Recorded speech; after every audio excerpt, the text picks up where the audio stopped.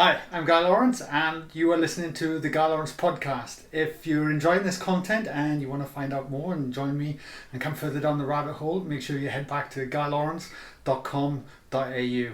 Awesome, guys. Enjoy the show.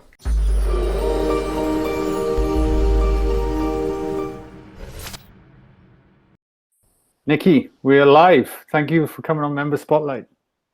Thank you very much. It's a privilege to be here, though I must admit there is a few little underlying old stories of unworthiness, but it's a pleasure to be here. Thank you so much for asking me. Well, it's awesome. I've been excited to get you on and chat, so everyone can listen to this afterwards and tap into your own journey, experience, wisdom, teachings, you name it. And I'll start off like I start with everyone. And if a stranger stopped you on the street and asked you what you did for a living right now, what would you say? I do heavy duty analysis and data. So I'm a modeler for the government in the UK. Beautiful. So a numbers geek, I guess, is the answer to that question. Does that mean you have a very analytical left brain mind? Absolutely. Yeah, and I don't know if we can talk about what I want to do with that in the future, but currently my current reality is that I love numbers and I play with data and simulations. Wow. I wish I could actually have a piece of that and embed it in mine, in my brain, because it doesn't work very well like that, sadly. No, anyone can do it. It's just I think everybody tends to have a bit of an old story of not liking maths when they're a kid, but I just seem to mesh with that side of thinking. But actually, that was part of my journey. I kind of had to overcome that. That I used that left part of my brain as a strength for so long that I didn't always address like the right side, and that's why coming to this work has been such a gift for me personally. Yeah, beautiful.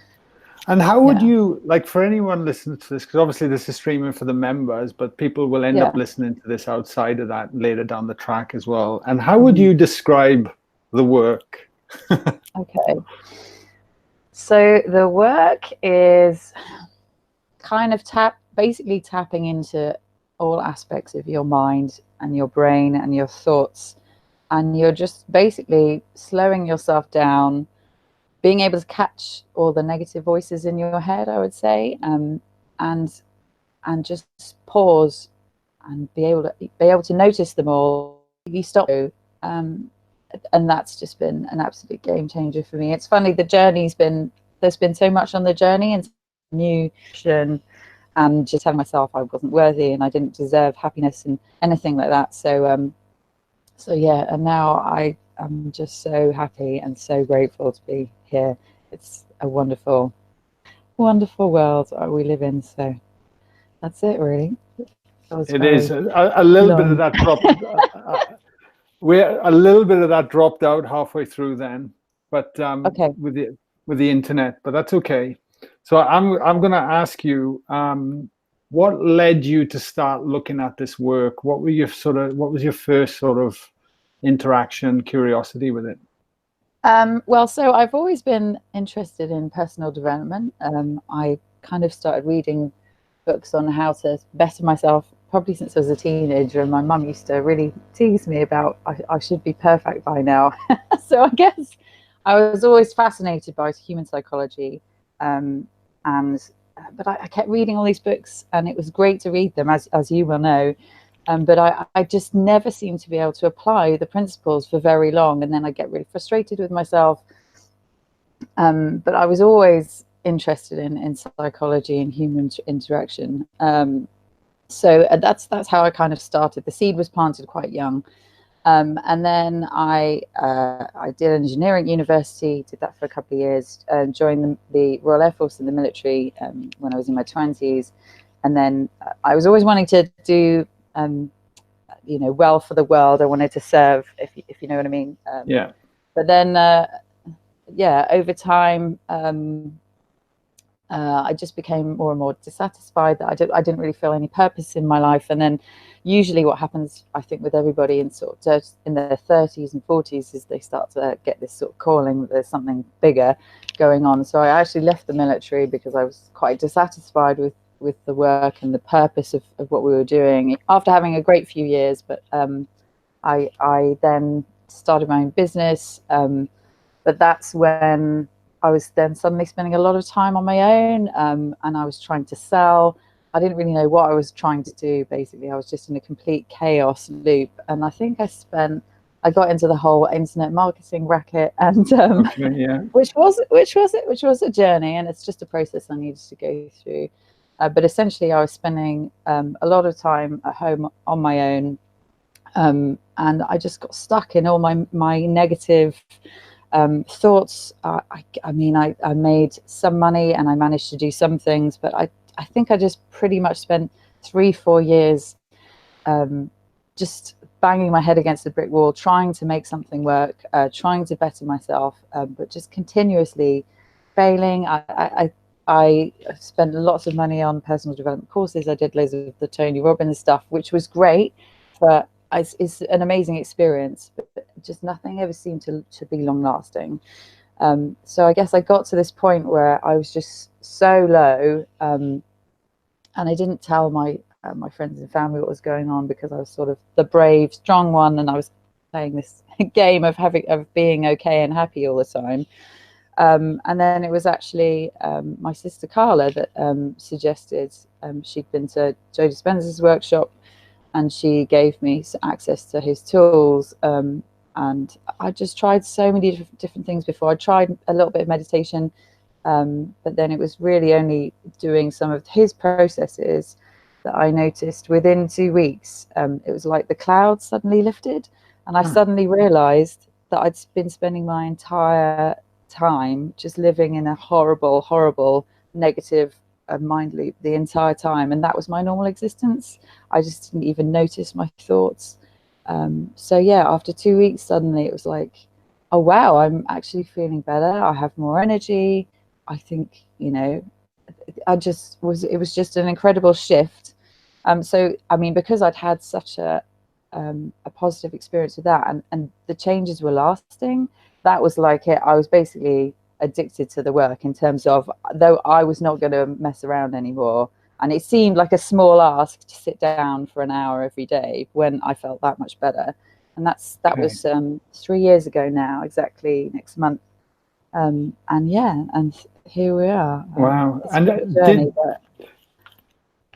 it's a journey, right? And do you think if yeah. you hadn't had that low point, you probably wouldn't have looked at the work? Like, did you have to break down and break through?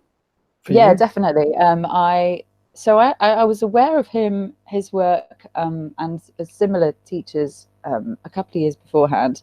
But I feel like with me, because I suppose I'm quite a stubborn person, I think I really had to. I mean, it was pretty bad at certain points, but you just get through it. But I think I really had to be as low as I could possibly get, and just so sick of my situation.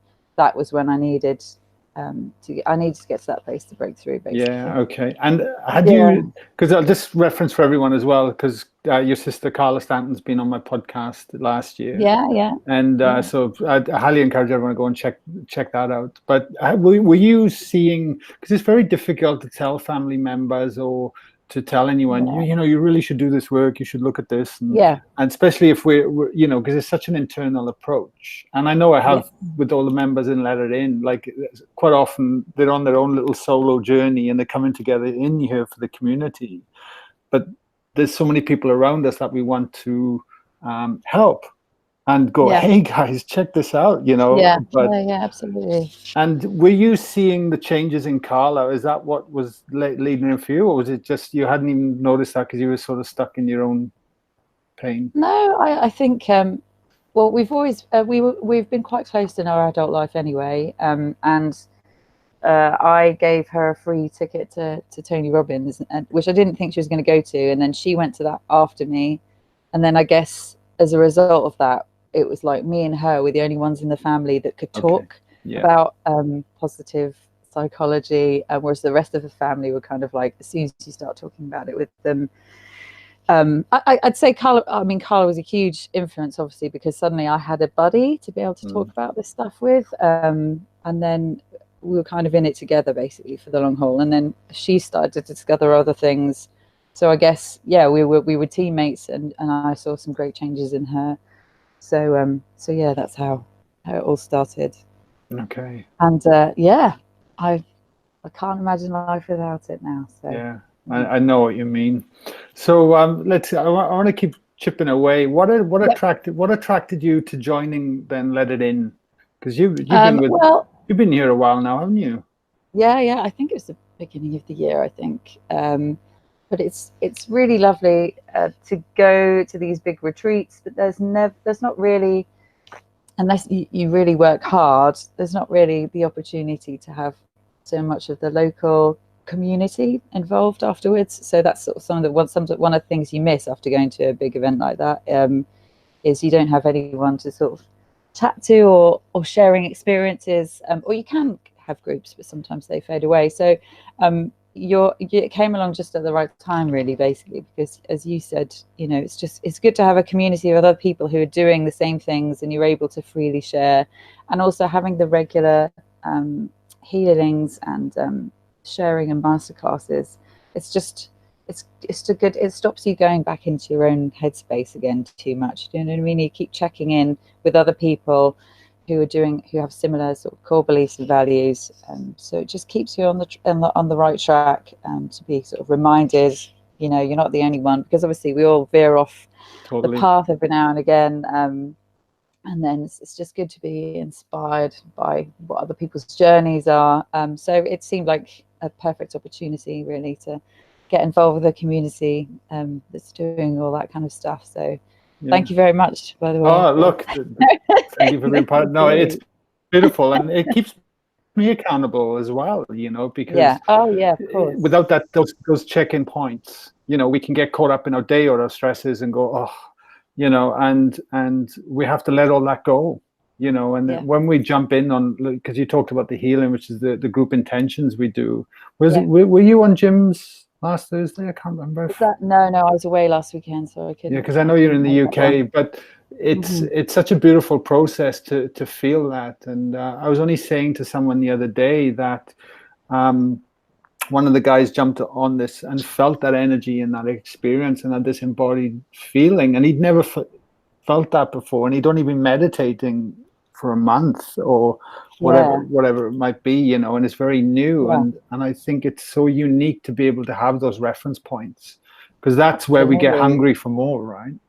Oh, definitely. Yeah. And it's really incredible what you've done, is being able to actually, in some cases, I understand of people who are quite novice in the work, and then there's a really incredible sensation that you get just by joining the call. And also the fact that, well, for me, I'm in the UK and you guys are mostly based in Australia, some other places, but you can get that sensation as a relative beginner. That's incredible, what you've managed to do. So thank you. Really can you remember your first kind of experience with meditation, when you went, oh my God, there's more to this? Because you mentioned about a fog slowly lifting after a few weeks.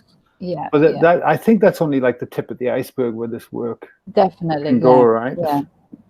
I think it was probably another, because I do struggle turning off my analytical brain. That was probably another 7 months or so before I started to get real deep feelings of love flowing through me, and other sensations, and sort of realizing that there was a lot more going on than just what I was just came to it because I wanted to clear my own headspace. But when you start to realize there's some crazy connection type stuff going on with all sorts of other I don't know, waves and energies and beings in the universe, then you start going, oh my goodness, this is not, sometimes it's quite scary. You think this isn't quite why I started doing the work in the first place, because it is like a rabbit hole, and the further you go down, the more you realize, oh, there's so much more to know. So it took me about 7 months before I started to get like real sensations in my heart. And I think also because, I've been single for 10 years. I was very sort of tied down and repressed sort of in a lot of ways emotionally. It took a while to kind of break through all of that stuff as well. So but Yeah, beautiful. It's incredible. It's incredible. What surprised you the most about this work? Probably, I guess how crazy it is, and when you start introducing quantum elements, because I've always been such a logical thinker with my sort of engineering training and doing analysis and stuff. My left brain is so well trained. So to start introducing crazy sort of chaos concepts, that's been the most surprising thing. And the fact that you can have an effect on somebody who's non-local and it's non-linear, to me, that's completely blown my mind. So yeah, that's been the most surprising thing. And how deep you can go and how much better you can get at it as well. So totally. I am what I was gonna, sorry, a chat just came in. Some Joanne says hi. Right. Hello. Hey Joanne. Because I've got this tiny little laptop screen and I've got everything going on. I'm like, oh my God, I'll just focus on the interview, guy. Focus on the interview. What with that in mind, what's been then your biggest challenge with this work?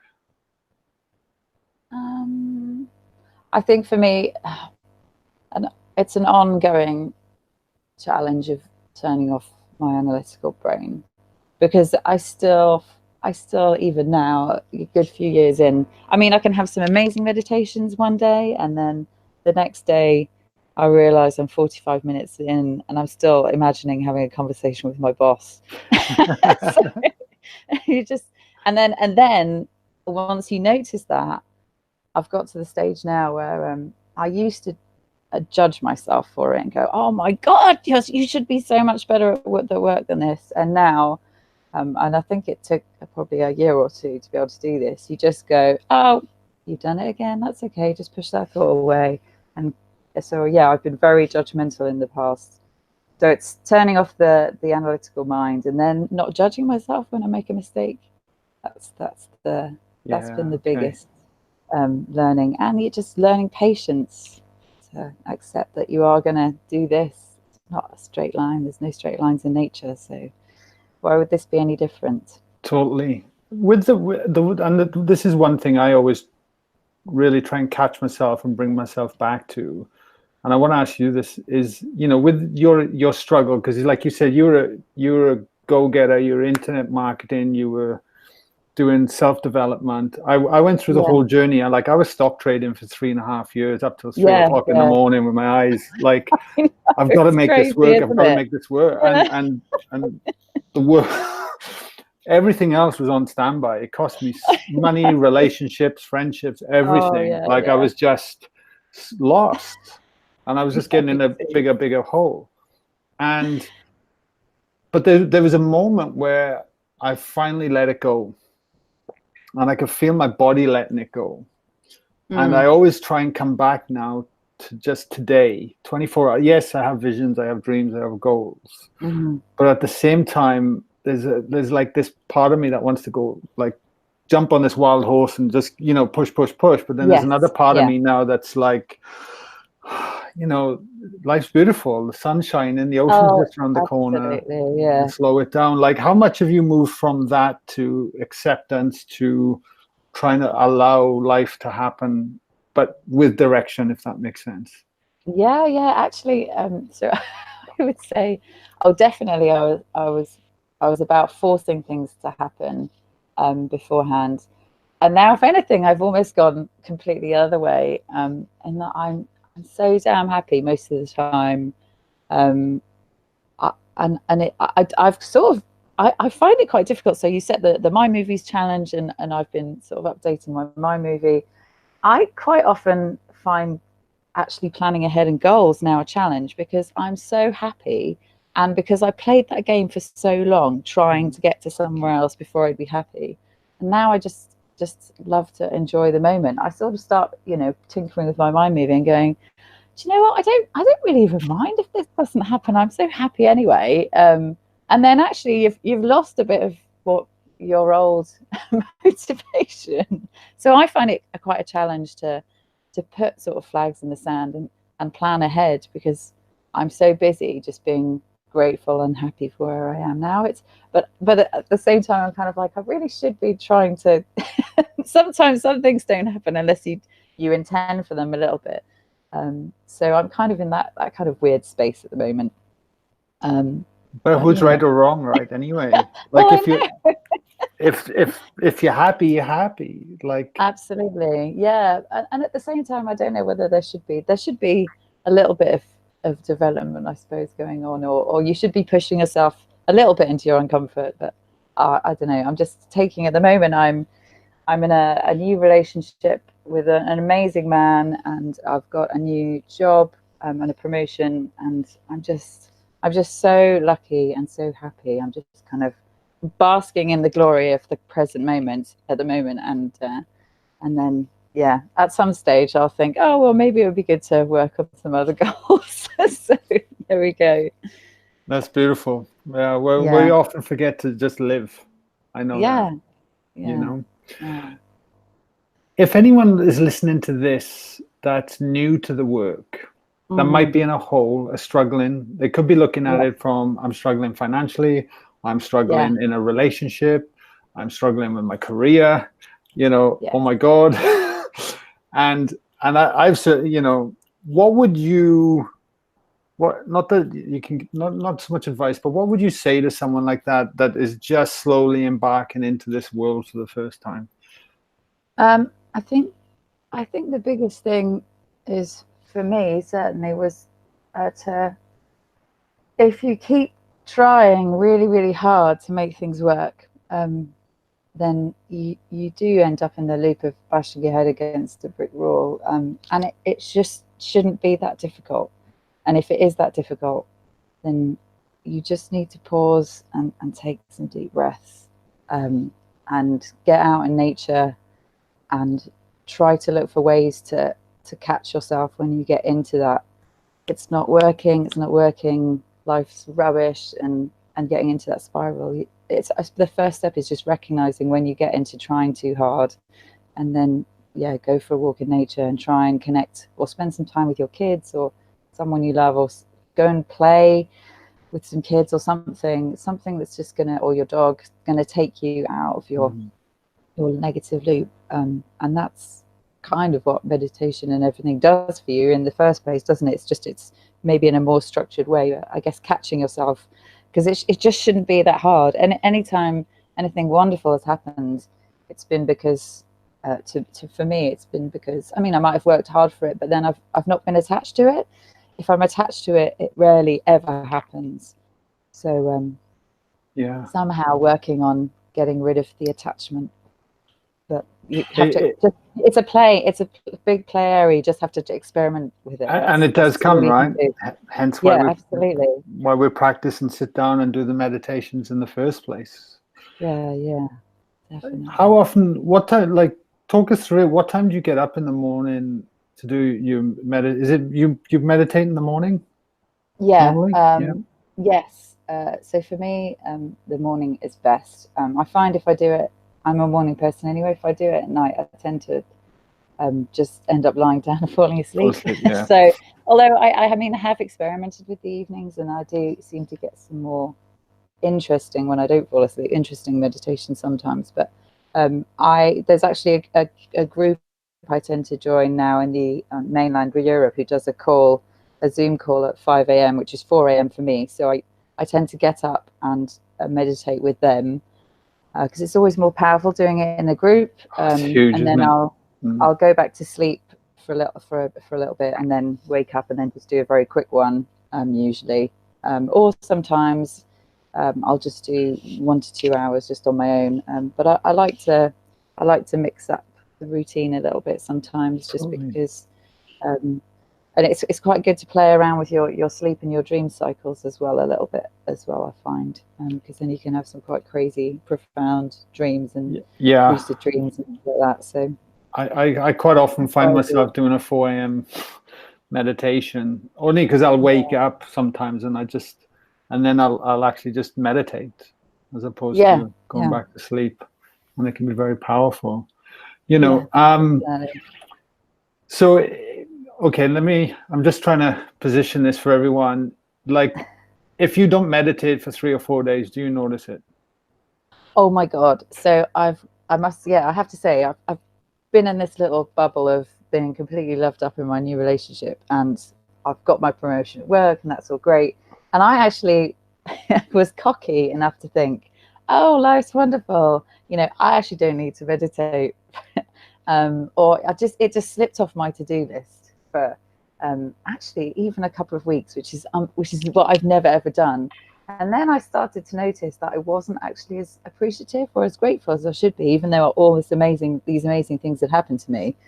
And then I suddenly realized, oh, hang on a minute, I've just got out of the habit for a couple of weeks of meditating. And then as soon as I did it once or twice, I was like straight back in there. So it's amazing how quickly your negative thoughts and the weeds start to come back in. And also just how crazy silly your brain, like, why did it take me so long to notice that? That should have been so obvious. But because I guess a little bit of my ego, which is always a bit of a wrestle, isn't it, was just going, no, everything's fine. Just carry on enjoying the bliss. But oh yeah, it's must. You have to keep. But then again, don't judge yourself. Just come back. Exactly. Yeah. And then happy days. So all good. Is it worth the effort? Oh my God, yes. I am such a different person from where I was. Oh, I was in a horrendous suicidal thoughts permanently, in loads of debt, Wow. really unhappy. I don't think I could, constantly living in a pity party, and I don't think I could recognize the person now. I'm just like in fact, every day I'm just like, wow, I am just so happy. It's just, yeah, there's no question at all.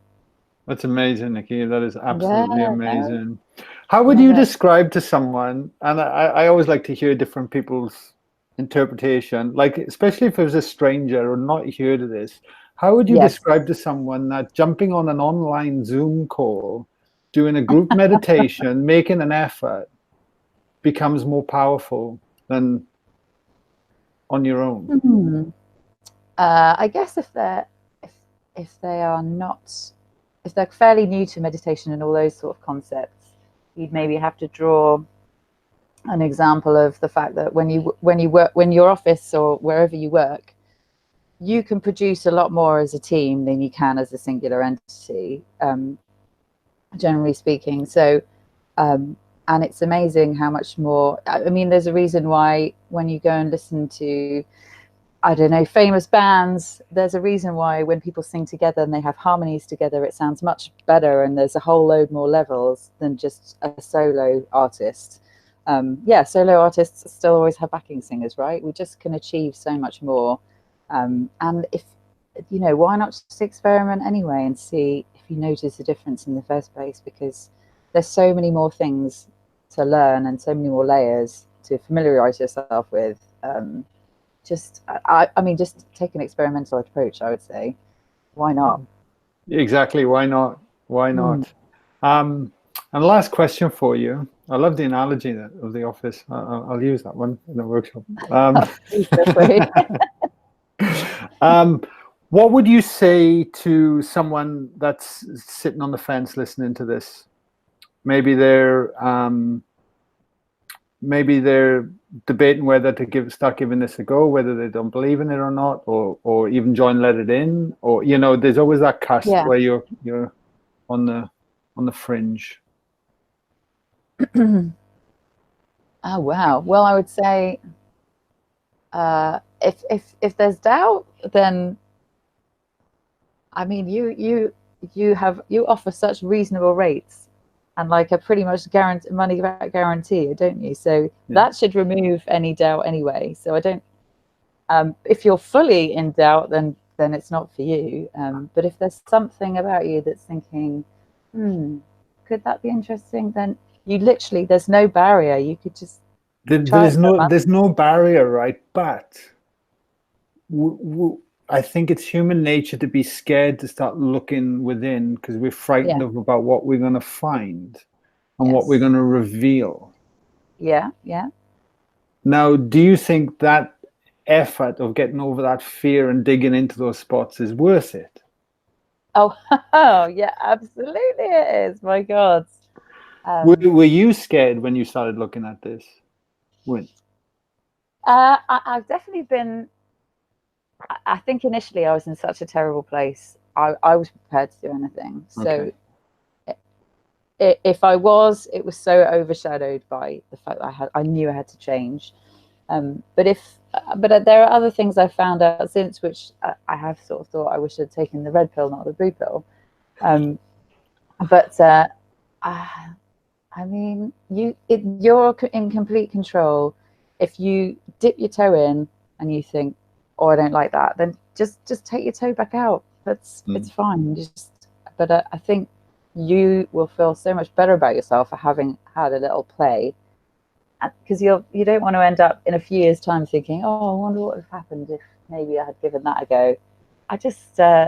I mean, you're in control 100% the whole time. So if you don't enjoy it, step back away, and then find something else that you do enjoy. That's what I would say. Yeah, fair enough. I know though, life gets busy, and for people it does.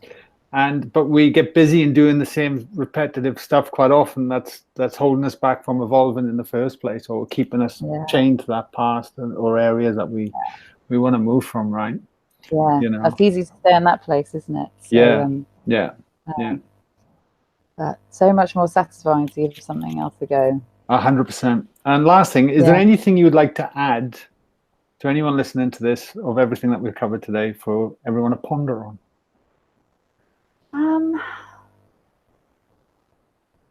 I don't know.